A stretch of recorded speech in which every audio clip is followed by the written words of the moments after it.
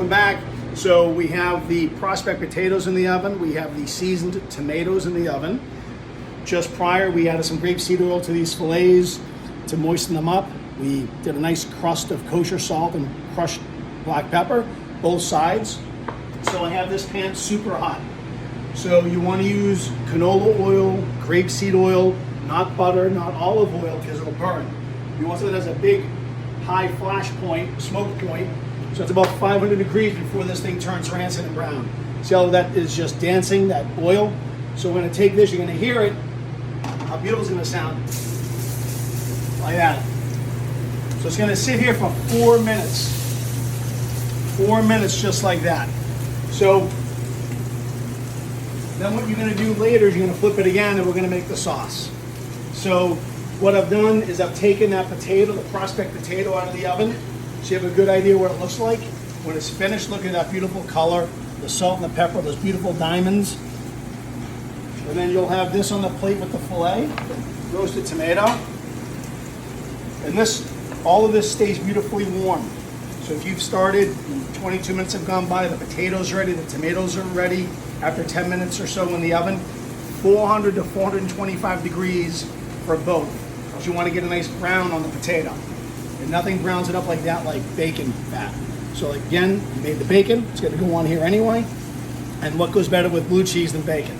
That's how they invented the wedge salad. So everything here is going to go really, really well together. I'm sure she's never had this beautiful roasted tomato either. Look how easy that was. So we're going to go 4 minutes aside. You already can see how it's starting to get to medium rare. So you see the bottom side is starting to brown up a little bit. And you don't want to touch it. You want there to be a beautiful crust. So 4 minutes is absolutely just perfect. So what we're going to do is we're going to go ahead and flip that. Now it's been 4 minutes on iPhone time. I'm going to take this and we're just going to flip it. Just look at that beautiful crust. Look at that. Look how gorgeous that is. Okay? So 4 minutes and you're starting to see it get medium rare already. See that? So medium rare is about 125 degrees internal temperature. So don't forget, you can always cook it more if you have to. It's hard to go backwards if you only have 2 fillets in the house. So err on the side of not so cooked. You can always heat it up again. So you know what temperature you like, but you can see here how beautiful that is. And the oil is still handling itself pretty well. So we're going to substitute some of that oil with some butter here shortly. But what's going to happen is after 4 minutes on that side, you're going to let it rest. So don't put it on the same plate. That's how you get cross-contamination. You get fat, or you get the beef side that was cut through the top portion. So you don't want any kind of salmonella or any type of issues going on there. So just get yourself a fresh plate, or just take this plate and rinse it off. So again, 1 pot cooking, so I'm just going to rinse it off. You don't want to be a slave to the kitchen. You don't want to have a beautiful day, beautiful night, super easy. So you have 4 minutes aside on that filet. So all I'm going to do now to make the sauce is, that's 4 minutes now. We're going to take that off. I'm going to lower the temperature of the heat.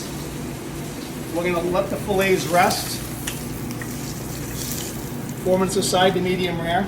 And you can always turn it down a little bit, but I'm going to get rid of some of this grease. I don't want all that grapeseed. I'm going to put some fresh grapeseed in. See some fond on the bottom of the pan? That's the caramelized meat. You want every bit of that. So I'm going to put a little bit more grapeseed oil in. And now, I'm going to add some butter. This is going to be the base of the sauce, so don't be shy with the butter, okay? Just like that.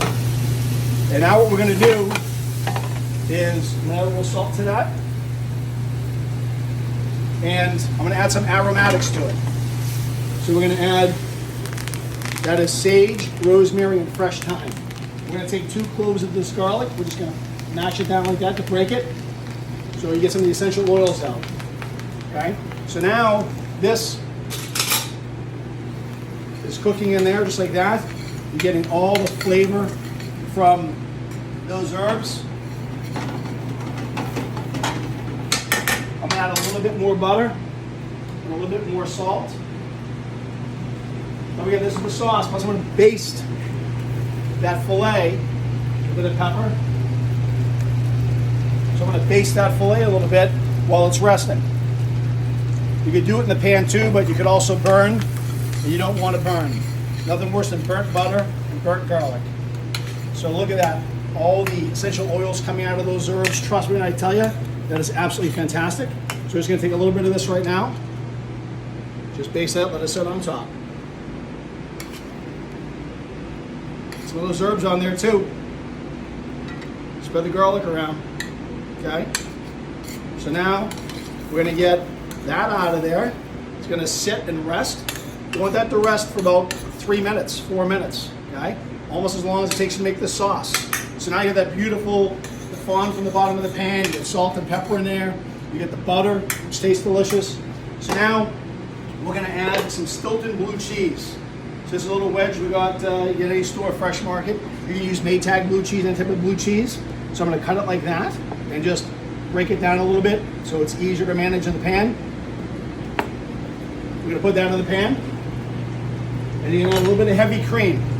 So you can get a 8-ounce thing of heavy cream, will be fine. You're going to put that in here, get the cream. And Stilton cheese is very, very, very salty by itself. So I wouldn't ask you to put any salt in here yet. I did use unsalted butter. So kind of break this down, heat this up, get this cheese melted. So, and that's resting beautifully. So it's gonna get this all mixed up. See that? And then it's starting to get thick as well. Absolutely stunningly delicious. You're gonna go crazy for that, I promise you. That is, look at that, look at how it's breaking down now. Let me get you some rind. That rind of the Stilton cheese is kind of hard. Look how easy, one pot cooking. The filet in here, butter, the herbs. Look how beautifully it looks over there resting. If your date for the evening walks out, what is going on here? It looks like it should be in the Louvre. That is just beautiful. Honey, that's your dinner, be patient. Huh? So now I get this melting, oh look at that. If you can smell this, it's incredible. So now you're gonna pull the potatoes and the tomatoes out of the oven. You're gonna put it on a plate like this. You're gonna take this gorgeous filet mignon for her. There you go. You take this beautiful Stilton or Rockford or Maytag blue cheese dressing. How easy was that to make? And then all we're gonna do, right over the top. Look at that. Look at that. So to me, that plate looks a little plain, and nothing goes better with steak than salt and pepper. So I'm just gonna hit this with a little pepper. Get a steak au poivre, season up high, get it all over the plate. Look how pretty that looks. And there you have, in 22 minutes, a dinner for Valentine's Day. And you're gonna pair that with the Muddy Paws Port Style, which won Best of Show Port at the International Sommelier Challenge in California. This is a world-class port. So it seems unorthodox or counterintuitive, but the best pairing in the world, besides possibly champagne and caviar, is Stilton cheese and port. And it's light on tannins. The filet is light, not a lot of fat. So these actually pair really well together and delicate. So these two is an absolutely gorgeous pairing, like you and your loved one for Valentine's Day. Happy Valentine's Day, Jolo fans. Have fun.